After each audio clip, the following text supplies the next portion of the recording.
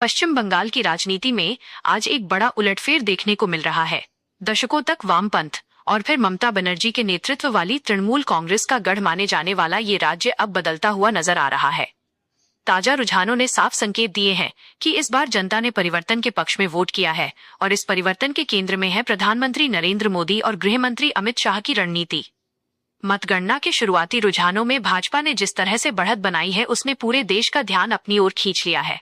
293 सीटों वाले इस राज्य में भाजपा 198 सीटों पर आगे चलती दिखाई दे रही है, जो बहुमत के आंकड़े से काफी ज्यादा है।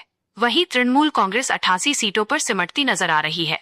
ये अंतर सिर्फ आंकड़ों का नहीं बल्कि बंगाल की राजनीतिक सोच में आए बड़े बदलाव का संकेत है। इस चुनाव में सबसे बड़ी बात ये रही कि भाजपा ने सिर्फ सीटों में ही नहीं बल्कि वोट प्रतिशत में भी जबरदस्त बढ़त बनाई है।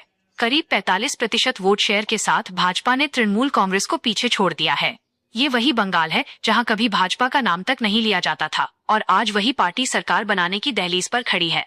ममता बनर्जी का खेला हो बे नारा इस बार उन पर ही भारी पड़ता दिख रहा है। जिस आत्मविश्वास के साथ उन्होंने चुनाव लड़ा वही अब चुनौती में बदलता नजर आ रहा है। भवानीपुर जैसी सीटों पर भले ही वे आगे हों, लेकिन नंदीग्राम और कई अन्य क्षेत्रों में उन्हें कड़ी टक्कर मिली है, खासकर भाजपा के सुवेंदु अधिकारी से।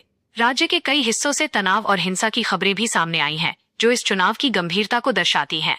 आसनसोल में टीएमसी कार्यालय में तोड़फोड़ और विस्फोटक मिलने की घटनाएं इस बात का संकेत हैं कि राजनीतिक माहौल बेहद गरमाया हुआ है। अगर पिछले चुनावों पर नजर डालें तो भाजपा की ये सफलता किसी राजनीतिक क्रांति से कम नहीं है। 2011 में 0 सीटों से शुरू होकर 2016 में 3 सीटें, 2021 में 77 सीटें और अब सीधे 198 सीटों की बढ़त। ये सफर बताता है कि पार्टी ने जमीनी स्तर पर कितनी मजबूत पकड़ बनाई है। इस पूरे परिदृश्य में सबसे बड़ा सवाल वामपंथ और कांग्रेस के अस्तित्व को लेकर भी खड़ा हो गया है। जो पार्टियां कभी बंगाल की राजनीति की धुरी थीं, वे आज हाशिए पर नजर आ रही हैं।